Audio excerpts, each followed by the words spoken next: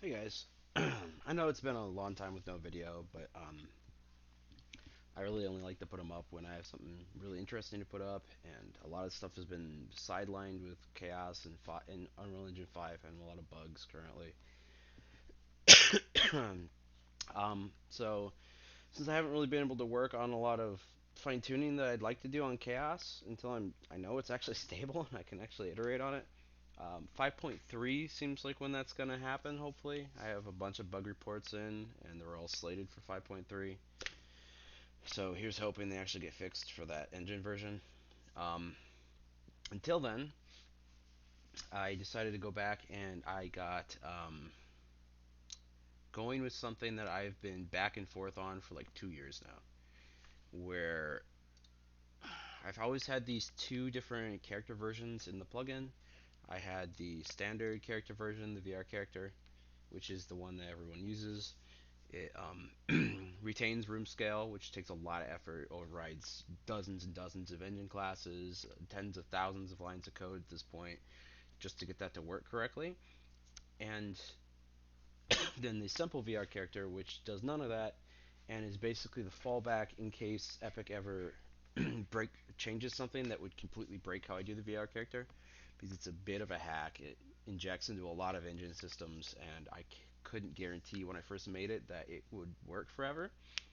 But it's been what, like 10 engine versions at this point, at least nearing that. With excuse my killing my throat. I've been sick for 2 weeks. I was waiting to record this video until I got better enough I wouldn't be coughing constantly. Um, so it's stable enough. That's fine. The simple character's kind of fallen by the wayside. It's not maintained as much as the main one. It still works functionally, but it's not as good in multiplayer as when it first came out. It's not as feature complete as the VR character. There's no seated mode for it, a few other things like that. And I've been thinking a long time that there's in many ways the simple character is better. I mean, it retains the whole character logic that the engine has, where the center of the capsule is where you start your character off of. That's the zero, and when you spawn, that's what's taken into account for all player starts in engine. That's how what AI bases their gaze off of is they go to the center of the capsule and then go half capsule height up to look at your face. And you know when I'm doing with the VR character, I have to override all those classes to account for the difference where I'm actually running the actor zero on the floor at your feet and retaining full room scale. And in multiplayer specifically, that gets to be annoying. I mean, you have to offset your spawns by the HMD's relative location. You have to kind of trust the client a little bit to ask him where that is. Um, when you're doing AI, they have to offset to the HMD instead of just a rough approximation off of center capsule, stuff like that. And you have to use a custom AI class and all that. And I was like, why am I holding room scale retention at this point? I used to do it mostly because it's a complete package. You can do any kind of VR experience that you want with retained room scale. You can do synchronized room scale with multiple people in the same room. You could do multiplayer. You can do single player. It all just works. But how many hacks have to be done to get it to all just work like that? And the fact that workflow is worse because you have to make all these adjustments based off of room scale, I think it's just not worth it anymore.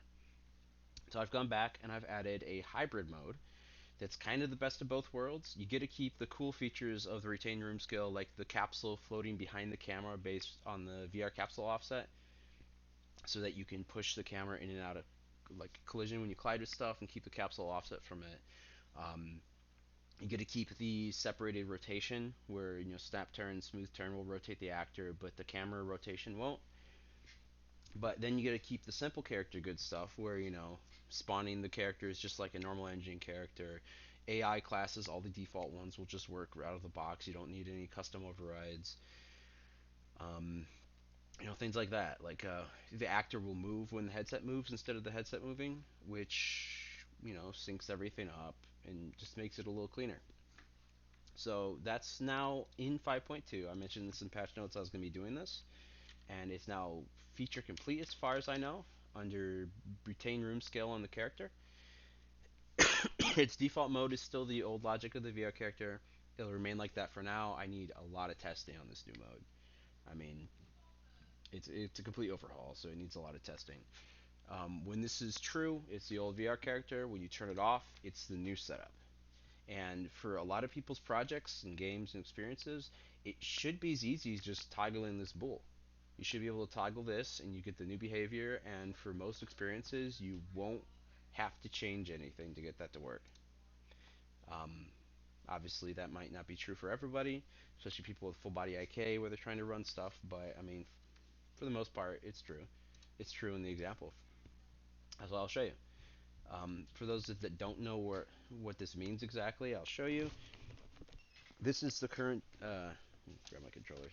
This is the current default mode for the VR character where it retains room scale. If I walk around my room scale, I'm walking around inside of the actual actor, and it's offsetting the physics thread transform of my capsule and the movement logic and everything to this offset in relative space location. This cube is attached to the actor root, which is technically this capsule's location, but with the retained room scale, it doesn't move when I move because room scale isn't moving. My room scale is centers right there, and I'm walking around inside of it.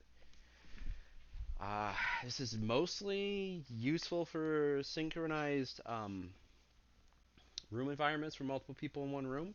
But the problem with that is, I don't think you want a character for that, anyways.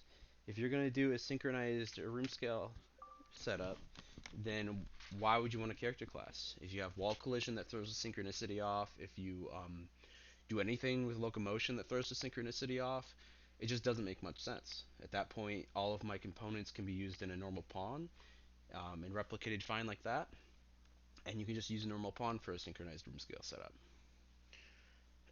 So alternatively now, with the new mode where you untick that off, I'm assuming eventually this will be the default mode, and maybe if nobody really uses the older mode, um, the only mode in the future. Now when I'm in VR, that capsule is at the center of my actor, which is now center of capsule. I mean that cube, and it acts just like an engine character. If you spawn this, you spawn it the same way as an engine character. If AI is looking at it, it looks at right there. It goes up to half capsule height. That's my head. You can still use the VR overrides because I kept them all for now, and so it would go and look at the camera. But you could also use a default engine AI controller, and it would handle it just fine as well. When I'm moving around in my room scale, I'm actually moving the entire actor now. That's why the cube is moving with me. When I'm in multiplayer, this is the movement playback that's done on the server, is this injected velocity from me moving around in room scale.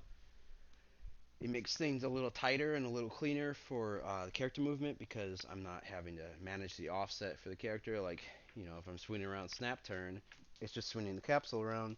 When I'm in the offset room scale, it's rotating around the pivot of my HMD. I have to account for, like swinging through a wall with stuff like that. And things like correcting the character aren't as clean as having everything just synced up like this. I mean, this should be more stable overall. So I just wanted to go over it. I need more feedback on it. I have a few people using it already. Um, don't mind the lag of this recording. It doesn't like me having this blueprint window up. Um, I just need more feedback on it. People play around with it before I decide to make it the default mode. I think workflow wise, it's going to speed up workflow a ton. Something I was considering adding to it is the parent relative component, having it have a center of capsule base, but that way it would act just like a character mesh normally attached to the character, but would still have the rotation lerping and everything to match the HMD. That's a feature mode I could add. But as far as how it's working with this new mode, climbing works, seated mode works, and wall collision override works. Wall collision override and seated were the two things I didn't have yet in 5.2 when I launched for 5.2. So I wasn't going to make a video about this until I had those in, and then I got sick for 2 weeks and couldn't talk about it then because my throat was too messed up to do it. But now I can at least talk on video. So give it a try. It's literally just as easy as going to your character and turning this boolean to off and seeing how your game performs. A lot of you, it might just work as is, and you have a clean switch over. Some others, like I said, most likely people with full body IK implementations might have to do a little more work than that.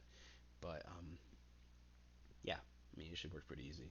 You'd have to change how your character spawns. You don't offset it. You don't spawn at the foot level anymore. You offset it up by half capsule height, just like normal engine characters. All that. Same with teleportation. Everything's off of a normal engine character height. Then I just thought I'd go over this. Yeah. Hi, and I'll see you later. Bye.